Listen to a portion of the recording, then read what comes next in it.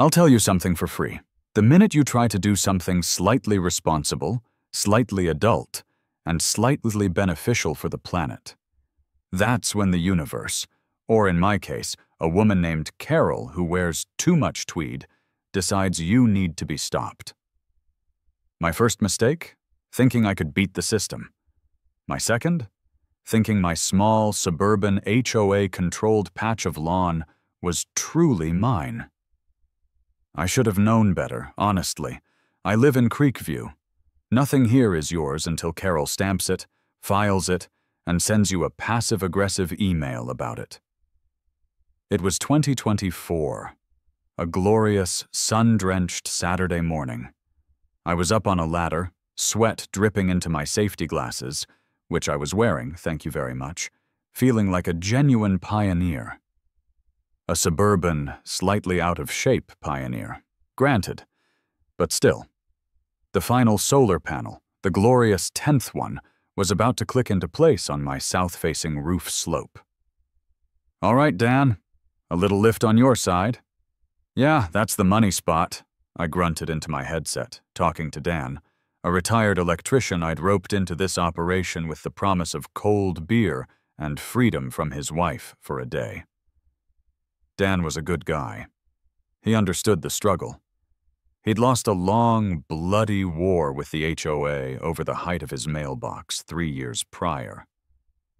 "You sure this angle is compliant, Jimmy?" Dan asked, his voice crackling over the tiny radio.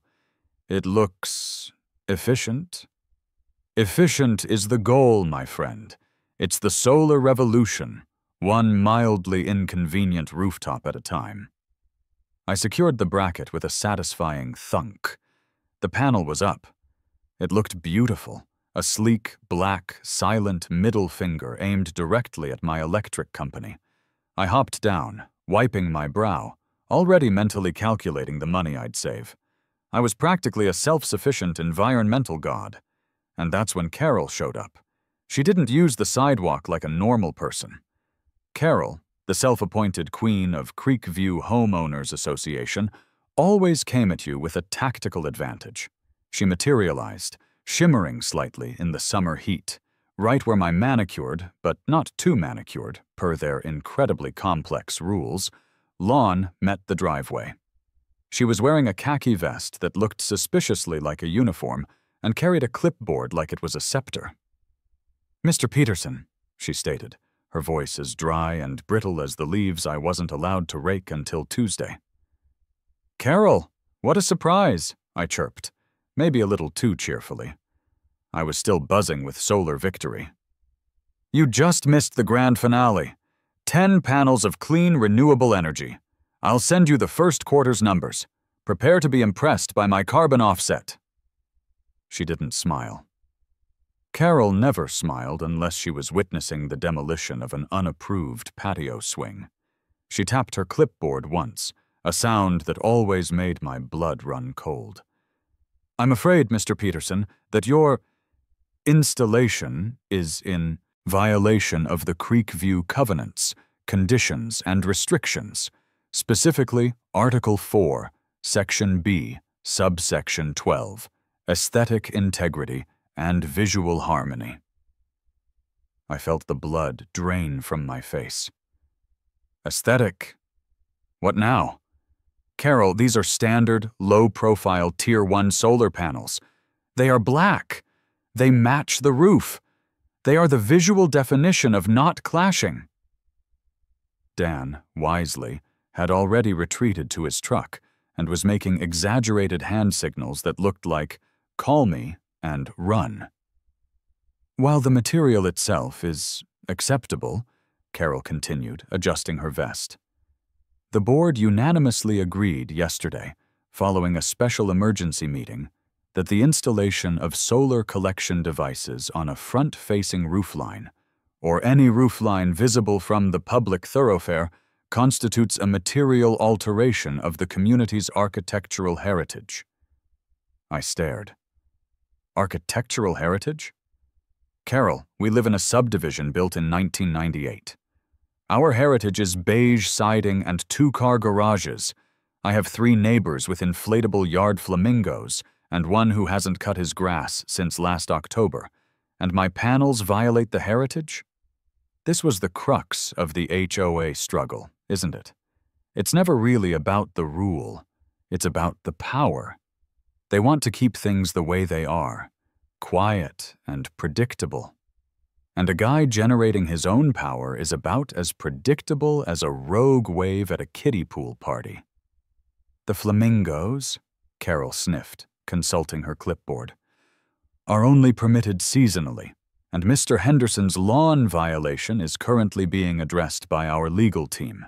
Your solar panels, however, are a permanent fixture that detracts from the uniform streetscape. You have 30 days to dismantle them, or we will begin levying fines of $100 per day. $100 a day.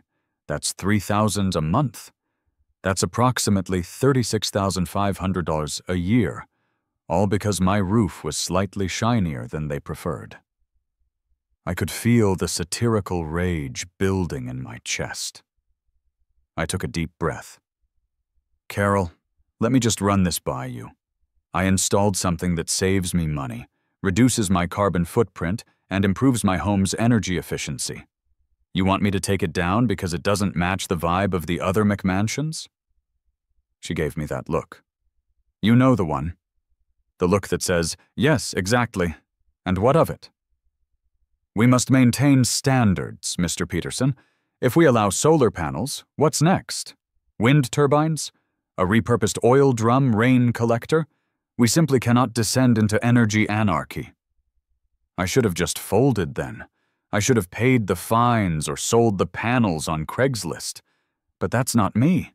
I've always been the kind of guy who, when told he can't, immediately starts planning a way to do it on a much, much bigger scale, just to prove a point. I flashed back to my previous skirmishes with this tiny kingdom.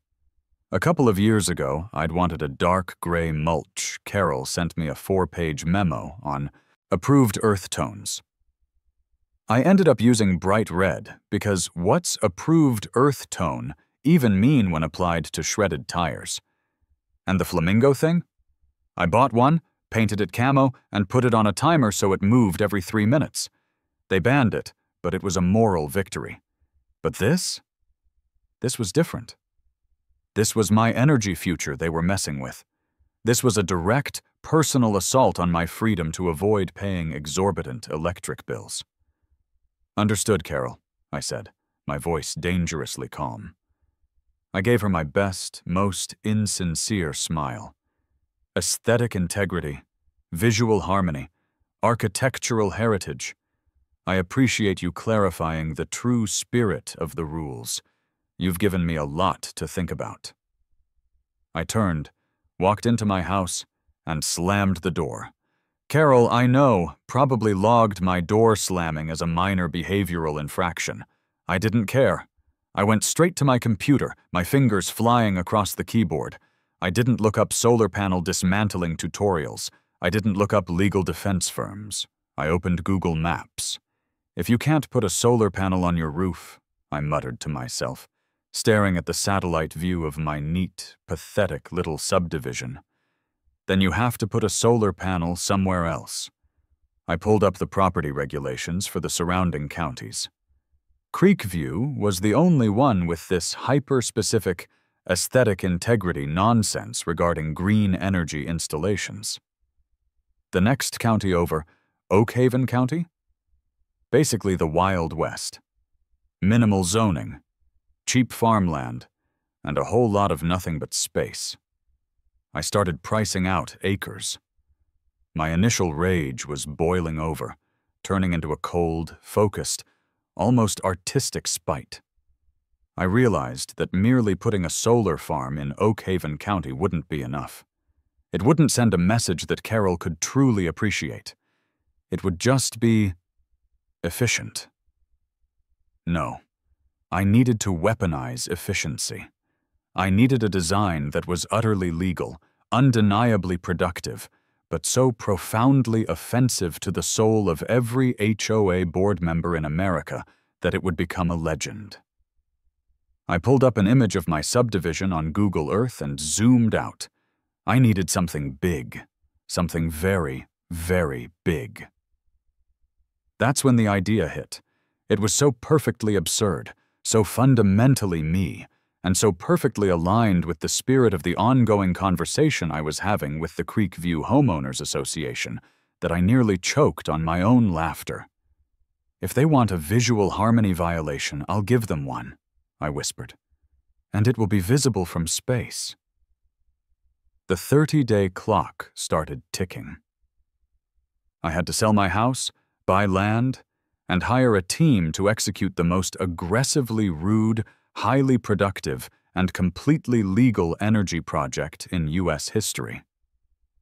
They had truly messed with the wrong guy. The next 3 weeks were a blur of aggressive real estate maneuvers and extremely satisfying spite shopping. Selling the house in Creekview was surprisingly easy, mostly because I priced it just low enough to be gone fast. I wanted out. Every second I spent within a 10-mile radius of Carroll felt like I was breathing stale, regulation-compliant air. As the closing documents were being signed, I mentally handed my HOA fees over to my future solar contractor, a much better use of funds, if you ask me. Meanwhile, I was hunting acreage in Oakhaven County. Oakhaven was the polar opposite of Creekview. Where Creekview had rules about shrubbery, Oakhaven had signs saying, "Watch out for cows." The land was cheap, mostly flat, and wonderfully, gloriously untamed. I specifically searched for property that was high up, wide open, and within a known flight path for the regional airport. This wasn't just about making power. It was about maximizing the audience for my upcoming performance art installation. I settled on a 20-acre plot on a small rise known locally as Widow's Hill. It was perfect. Dirt cheap, literally covered in dirt, and, according to the topographical map, guaranteed a clear line of sight for anything orbiting Earth or flying above 5,000 feet. I drove out there the day I bought it, stood in the center of the field, and felt the wind carrying the scent of wild sage and pure, sweet victory. "This," I announced to a suspicious-looking hawk circling overhead, "is where freedom gets installed." The paperwork for the land was far less stressful than the paperwork for a patio permit in Creekview. Oakhaven County basically just checked that I wasn't selling illegal narcotics and told me to have a nice day. No mention of aesthetic standards, no mention of architectural heritage, just a cheerful, "Go get 'em, Tiger." Now came the hard part, finding a solar installation crew willing to execute my vision. I needed a utility-scale setup, which meant professional crews, heavy equipment, and a level of engineering sophistication slightly above mounting 10 panels on a suburban roof. I started cold calling. The initial conversations were rough. Contractor number 1, Sunbright Renewables. The guy's name was Gary. Sounded like a spreadsheet. Very professional. "So, Mr. Peterson, we're looking at a 10-acre array for a projected 2.5 megawatt output. Are we aiming for the standard east-west tracking layout or a fixed tilt configuration?" "Fixed tilt is fine, Gary," I said brightly, "but the layout needs to be custom. Highly custom." "Custom? Like adapting to a challenging slope? No, like adapting to a challenging social commentary. I'm going to send you the blueprints now. Just take a look at the geometric plan." 5 minutes later, Gary calls back. His voice is strained. "Mr. Peterson, what is this?" "That, Gary, is a 2.5 megawatt solar farm. It's a closed-loop system, extremely efficient, uses bifacial panels." "I mean the shape, Mr. Peterson. It looks like a hand, an extremely aggressive hand gesture. It's a highly efficient vortex stabilizer," I insisted.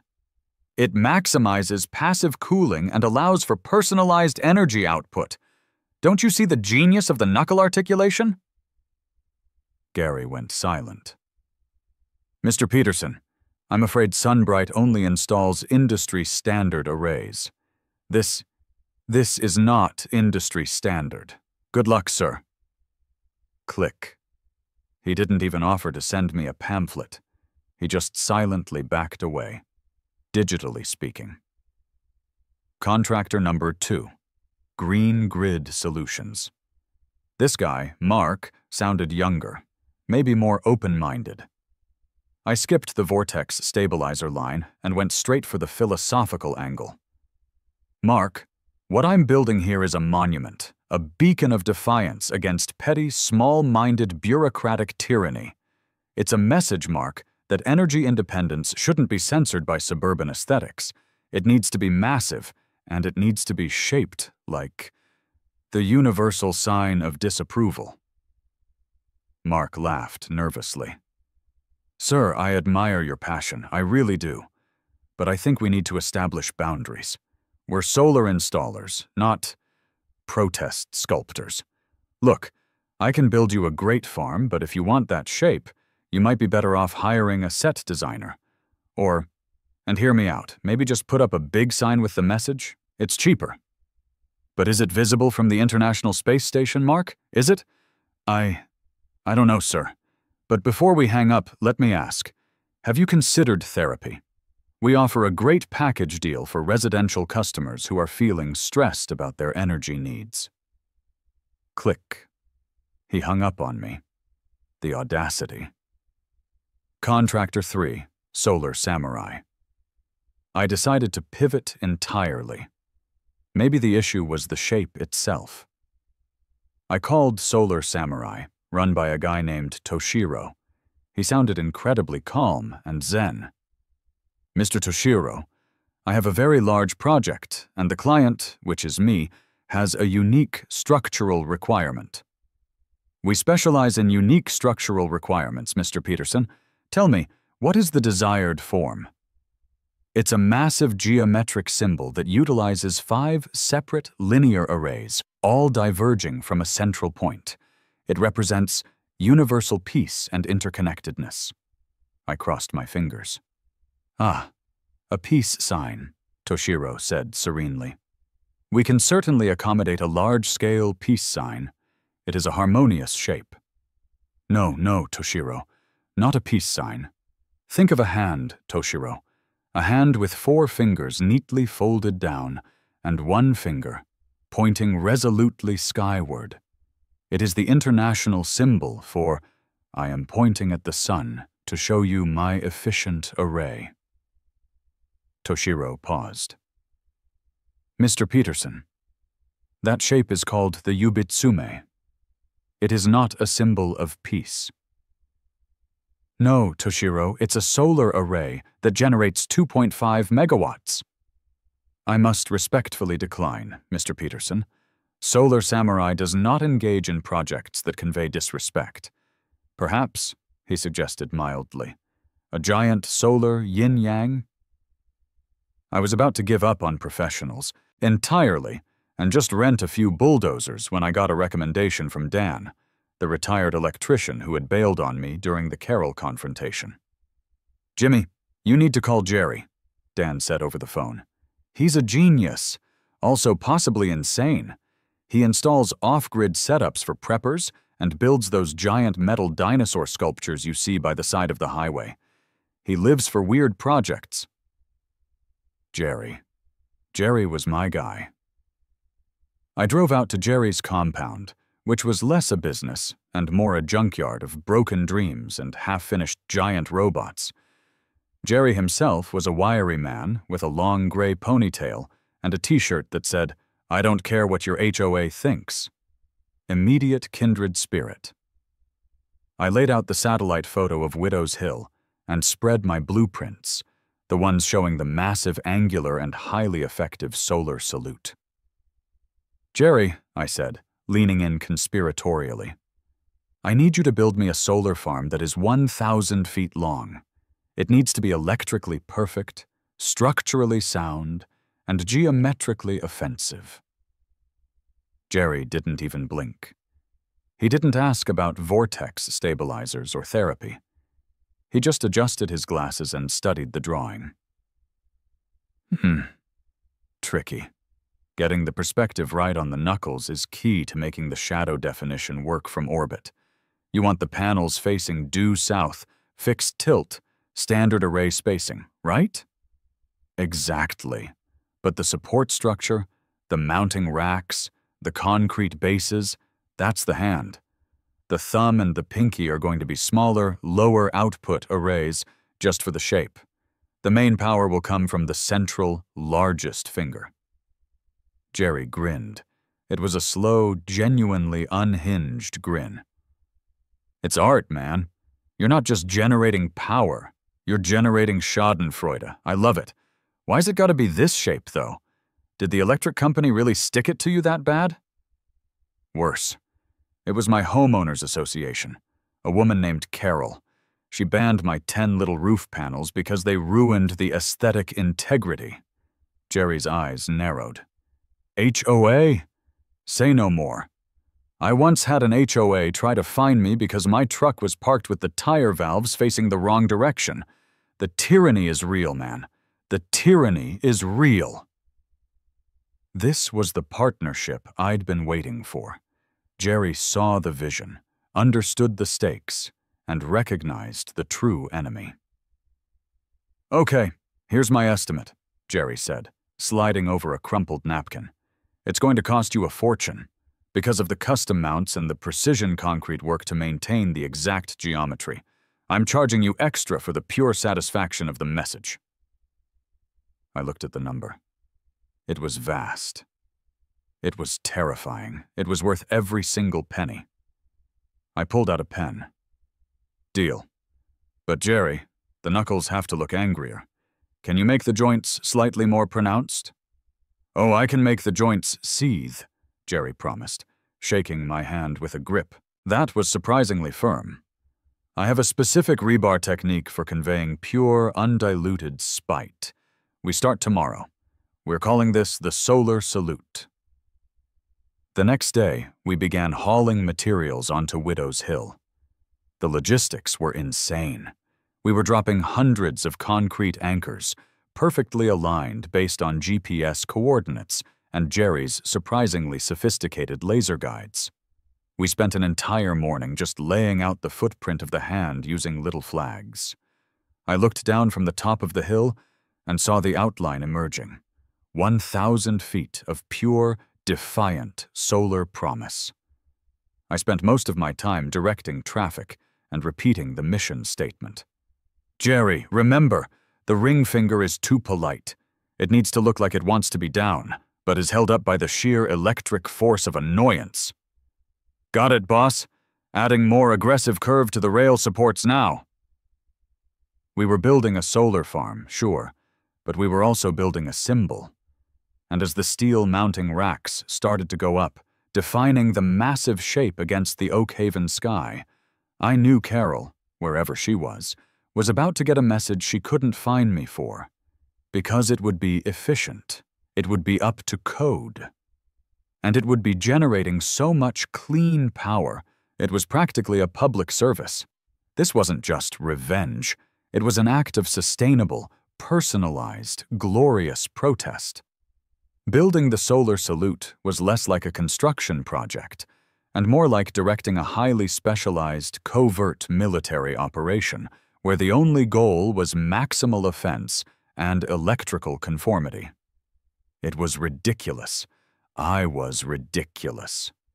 Jerry, with his metal dinosaur expertise, was the perfect general. The first major challenge was the concrete work. We had to pour 300 perfectly spaced, perfectly aligned concrete piers to anchor the panels. The entire time, Jerry was muttering about the geometry. The tilt angle for this middle digit needs to be precisely 34 degrees, Jimmy, he'd shout over the roar of the cement mixer. If it's 33.9, the shadow will look ambiguous from high altitude. We can't have ambiguous shade, can we? The message must be clear. Absolutely not, Jerry, I'd yell back, clutching my own tiny drone controller. I was using the drone constantly, flying it high above the site to check the progress. I'd yell down, "It's looking a little stubby. Add 3 feet to the tip of the array. It needs to be more assertive." We looked like a pair of mad scientists trying to summon a giant, inanimate rock monster. I spent hours walking the footprint with a giant measuring tape, looking for inconsistencies. The sight of me, standing alone in a vast field, agonizing over the placement of the Pinky array, must have been a sight. I looked like a crazed pilgrim searching for the holy grail of passive aggression.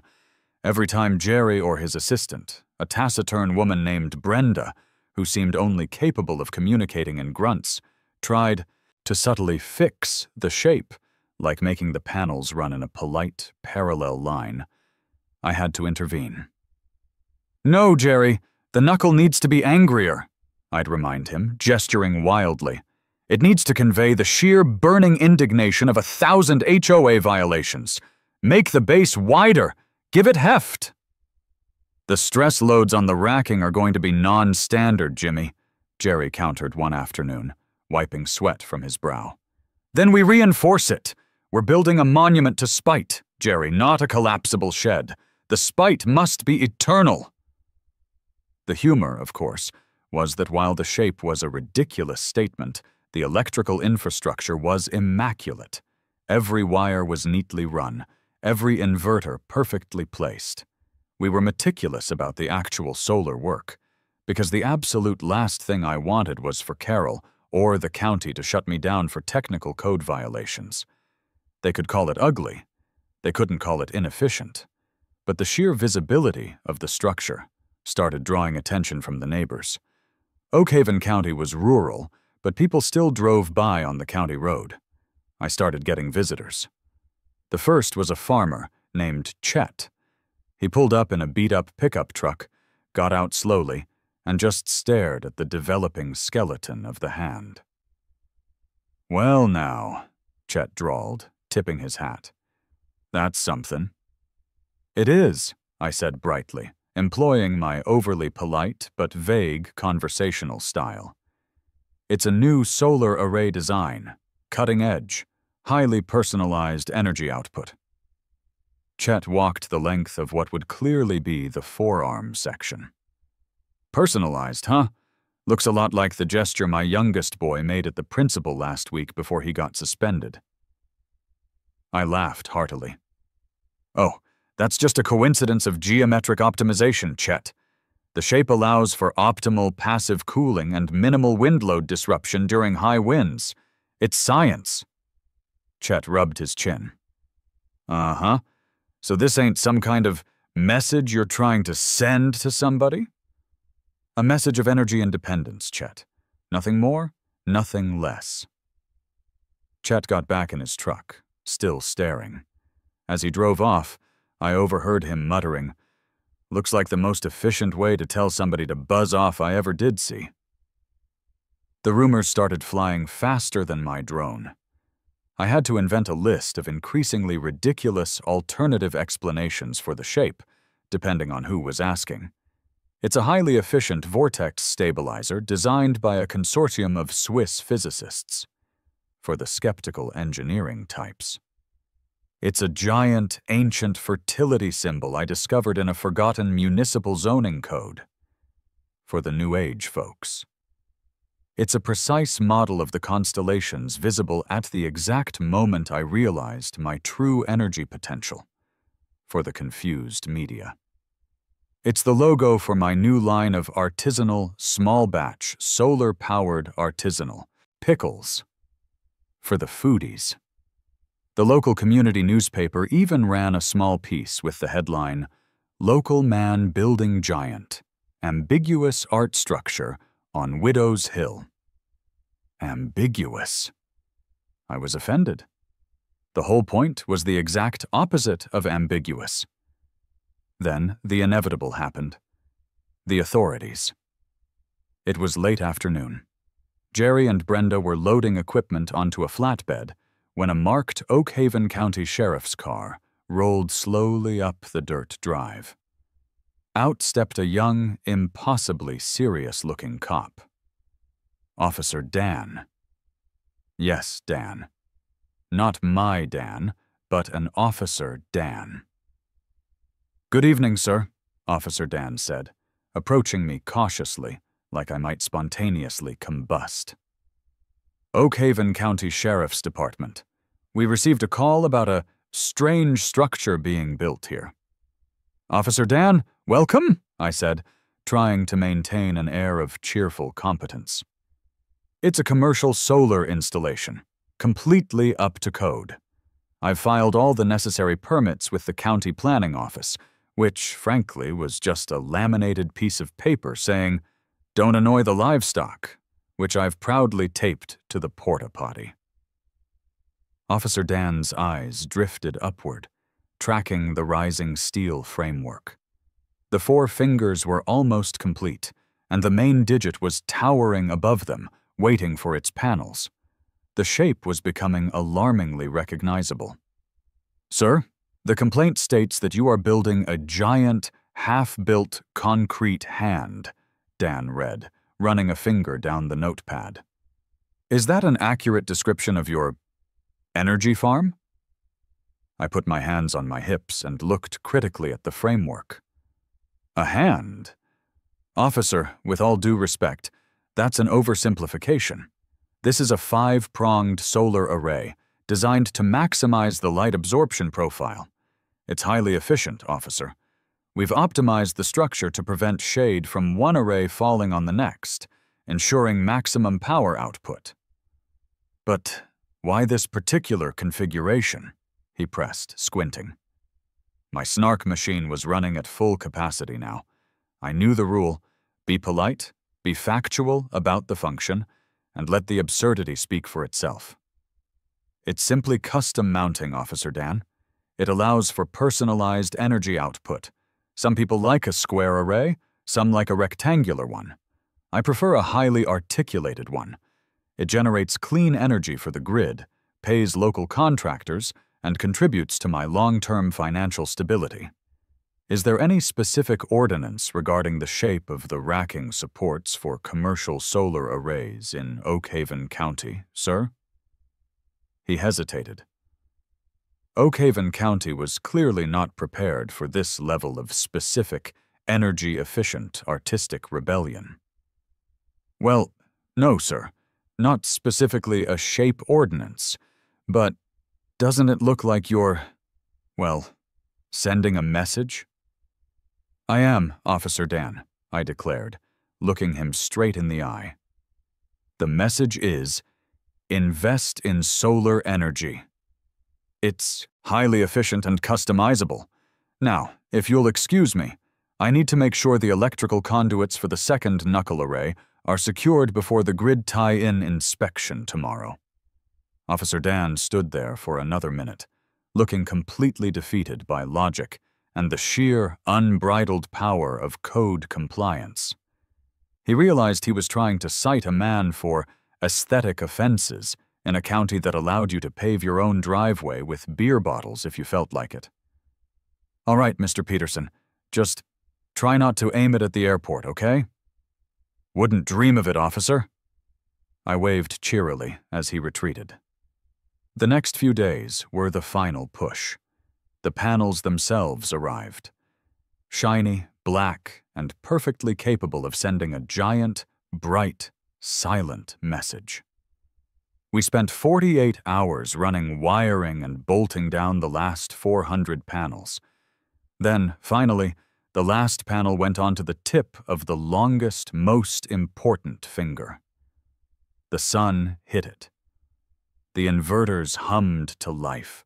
The solar salute was complete. It was magnificent. It was 1,000 feet of perfectly aligned, perfectly functional, aesthetically appalling power generation. I looked out over my creation. The finger array was generating $200 worth of electricity per hour. But the real current, the one that powered my soul, was the sheer scale of the gesture. I pulled out my phone and loaded Google Earth. The last satellite photo was 6 months old. It showed an empty field. I scrolled over to Creekview. I zoomed in on Carol's house, which was immaculate, pathetic, and perfectly beige. Then Jerry slapped me on the shoulder, pointing to his laptop. "Boss, you might want to see this. A guy on a Reddit thread just uploaded a photo he took from a commercial flight path into Albuquerque. Look at the date. He took it today." I looked at the screen. The wide-angle photo, taken from 15,000 feet, was slightly blurry, but undeniable. The vast, rectangular beige grid of Creekview was visible in the distance. And dominating the near foreground, stark black against the brown earth, was the solar salute, 1,000 feet of perfectly formed, highly efficient, glorious contempt. The shape was clear. The mission was accomplished. "Oh my God," I breathed, staring at the blurry, glorious image on Jerry's laptop. The photo was titled, "Found this on my flight today. Is this the world's most passive-aggressive power plant?" Jerry was cackling, adjusting his ponytail. "Passive? That ain't passive, Jimmy. That is aggressively efficient. Look at the definition on the nail bed, it's perfect!" I snatched the laptop and zoomed in. The person who took the photo had done me a massive favor. They'd gotten the angle just right, high enough to see the full, breathtaking scope of the insult, but clear enough to make the details sting. The four folded fingers, the massive, triumphant central array, and the clear articulation of the knuckles that Jerry had worked so hard to make seethe. I launched into a celebratory dance right there in the dirt. It involved a lot of flailing and shouting incoherent things about utility bills. "We did it, Jerry! We actually did it! We built a legally sound, energy-producing, 1,000-foot-long message to bureaucracy. Get a bottle of something sparkling or maybe just a warm Gatorade. We're celebrating." The local photo was just the appetizer. The main course landed the next morning. I was trying to connect the farm to the grid, dealing with some guy named Doug at the utility company who sounded like he had less enthusiasm for electricity than a sloth, when my phone started vibrating like a trapped hummingbird. I looked at the notifications. Google Earth, image update, alert, Oak Haven County, Widows Hill, now high resolution. Wired magazine, breaking. Was this giant structure built to tell the Earth to go? Solar? The Associated Press, HOA. Revenge. Man builds 2.5 meter solar array in unmistakable shape. I dropped the phone. Doug on the line said, "Sir, are you still there? Did the breaker just trip?" "No, Doug, I'm still here. I just achieved peak spite. Hold on." I raced back to Jerry's makeshift office and pulled up Google Earth. I typed in the coordinates. The image loaded slowly, then snapped into focus. It was crisp. It was undeniable. It was a perfect, 1,000-foot-long, black and silver expression of "Go solar yourself." My internal monologue was a cascade of triumphant, slightly manic exclamations. Holy cow, it worked. It's clearer than the Great Pyramid. It's like the Nazca lines, but instead of a monkey, it's a beautifully rendered 21st century act of aggression. Carol is going to need to hire a therapist for her therapist. The media storm hit with the force of a Category 5 hurricane. I got calls from every news outlet imaginable. I was being hailed as everything from an environmental hero to an unhinged architectural terrorist. The headlines were glorious. Solar power. World. New 2.5 megawatt array generates power, but what is its emotional output? BuzzFeed. 17 reasons. This solar farm is the most relatable thing you will see all day. Number 10 will shock your HOA. The Daily Mail. Rude ecology. American man spends fortune on a giant middle finger to the sun. social media. My favorite comment was, "This guy is doing more for renewable energy awareness than a decade of PSA commercials. I'm buying stock in that utility company just out of respect." My previous life as a quiet suburbanite was over. I was now a meme, a movement, and an unwitting advocate for the power of solar energy mixed with extreme spite. Then, the serious authorities showed up. This was the real climax. I was giving a ridiculously theatrical phone interview to a reporter from the Washington Post, explaining how the shape was essential for maximized flow of anti-bureaucracy electrons, when a convoy of black SUVs and serious-looking sedans pulled up, stirring up a massive cloud of dust. Out stepped 2 county sheriff's deputies, a representative from the regional FAA office, who looked utterly horrified, and a man in a crisp suit, who introduced himself grimly as Mr. Henderson, an attorney representing the Creekview Homeowners Association. And standing right next to him, wearing an expression of pure, condensed vinegar, was Carol. "Mr. Peterson," Mr. Henderson began, his voice dry and echoing Carol's original tone.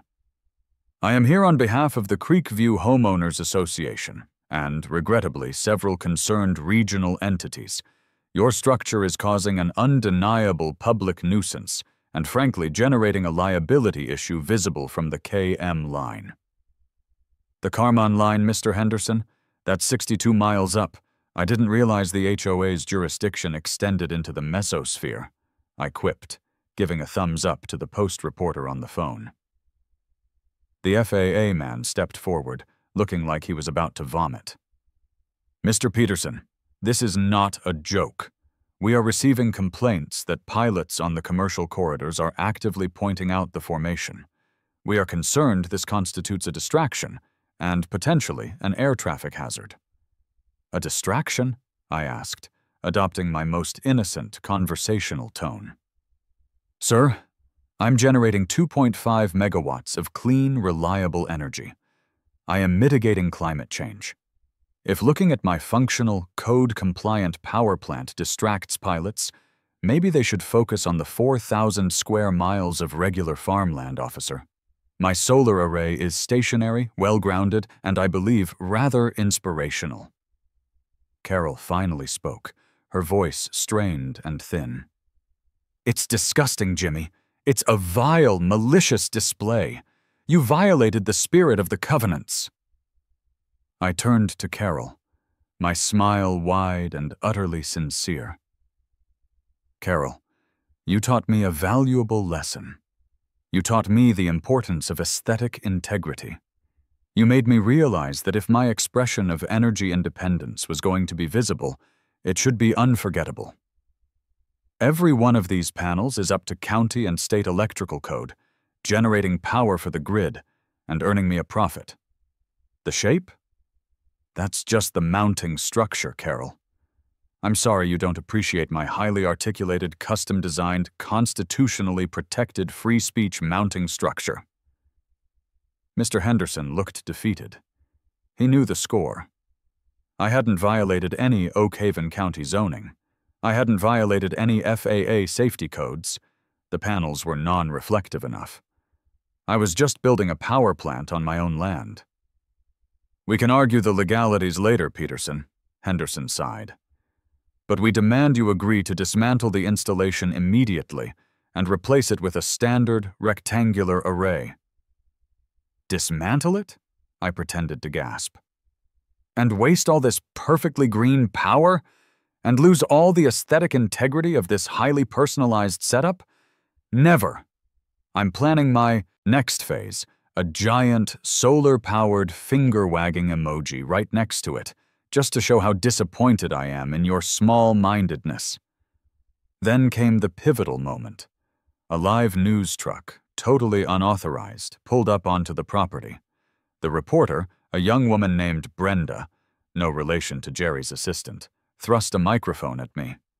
"Mr. Peterson, you're live on national TV. What is the message behind this solar array that's currently trending as the ultimate HOA revenge?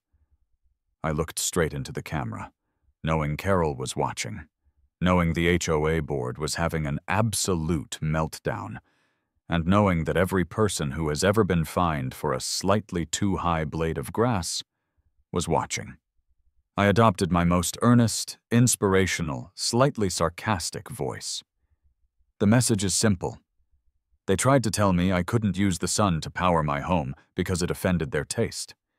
They tried to levy fines to force me to conform to their beige, boring vision of suburbia. But I realized that fighting bureaucracy is like fighting electricity.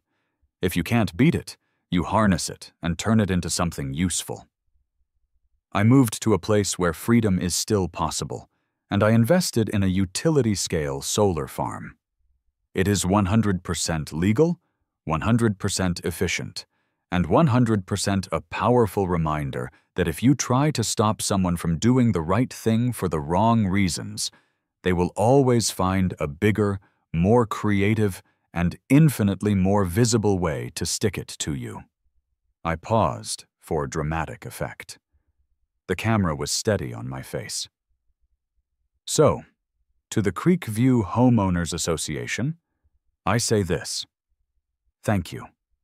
Thank you for pushing me out of the suburbs, thank you for forcing me to scale up, and thank you for inspiring the largest, most profitable, and most environmentally conscious symbolic gesture in American history. I hope my clean energy helps offset the massive carbon footprint of your collective, unrelenting rage. I gave a cheerful wave. The reporter was speechless. Carol looked like she was about to call the local EPA to complain about my attitude.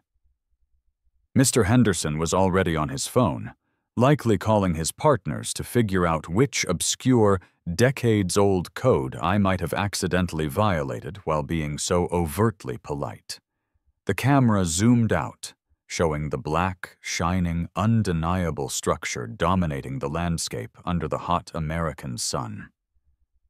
The aftermath of the national TV interview was less a legal battle and more a prolonged, agonizing administrative headache for the HOA. Mr. Henderson, the corporate lawyer, tried everything. He cited excessive wind loading due to non-standard array design, emotional distress caused by visible vulgarity, and even something about subversion of community values by means of renewable energy infrastructure.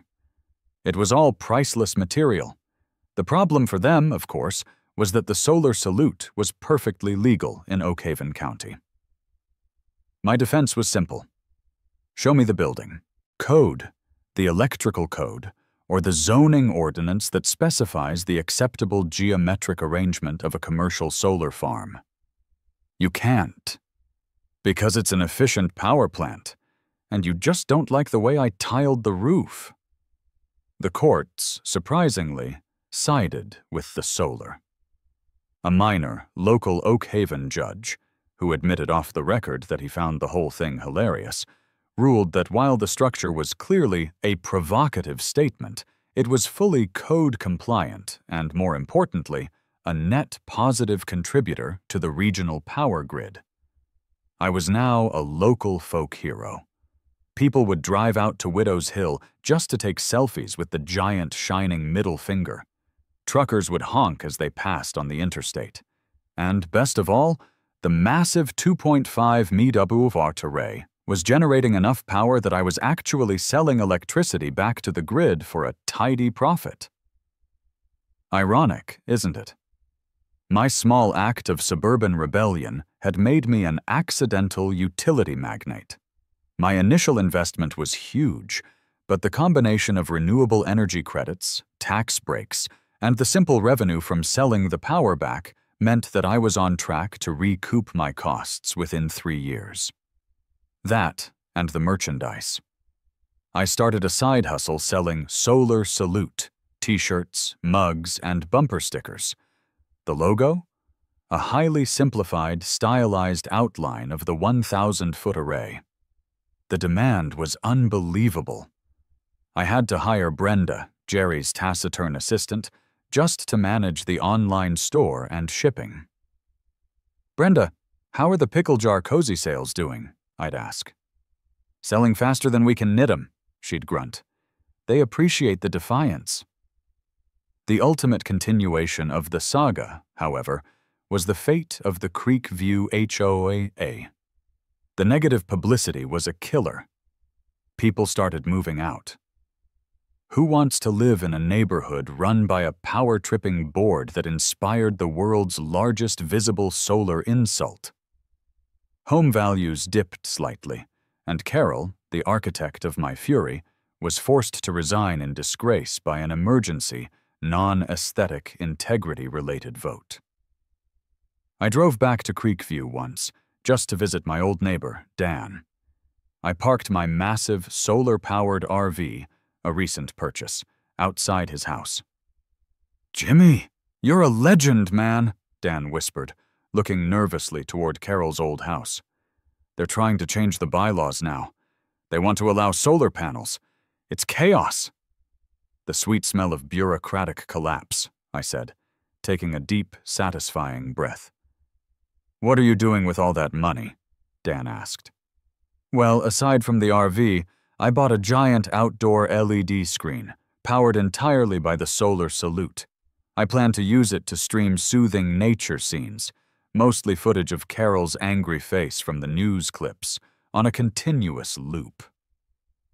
Dan doubled over laughing. "You didn't." "Oh, I did. I believe in maximizing my personalized energy output, Dan, and the emotional output." The final resolution came quietly in Thurmond. HOA, unable to defeat me legally or financially, sent me a final, typed, and remarkably brief letter. It acknowledged the successful operation of the solar farm and offered a bizarre, backhanded compliment. While the aesthetics remain entirely incompatible with the Creekview vision, the energy production is commendable. We wish you success in your future endeavors. Success. They meant, we wish you would stop being so successful and famous that we look like idiots by comparison. I took the letter, crumpled it up, and tossed it into the back of my RV. It was over. The tyranny had been defeated, not with lawyers and protest signs, but with concrete, panels, and a whole lot of spite. I drove back to Widow's Hill, just as the sun was setting. The massive solar hand glowed in the last rays of light, silent, majestic, and utterly offensive. It was generating so much clean power that I was now looking into buying more land for a smaller companion array shaped like a giant, winking smiley face. You know, to balance things out. I sat down on a folding chair, looked up at my 1,000-foot monument to freedom and efficiency, and talked to you, the reader, one last time. So, what did I learn from all of this?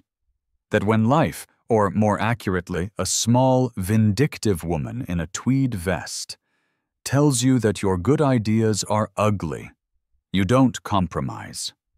You don't make lemonade. You use the sun to power a giant, high-voltage, symbolic gesture so massive it can be seen by astronauts. And you make sure that gesture is up to code. I leaned back, taking in the absurd majesty of it all. Seriously, though, I'm saving a fortune, right? Invest in solar. Just maybe check the shape requirements first, unless you want to become a global symbol of efficient, glorious defiance.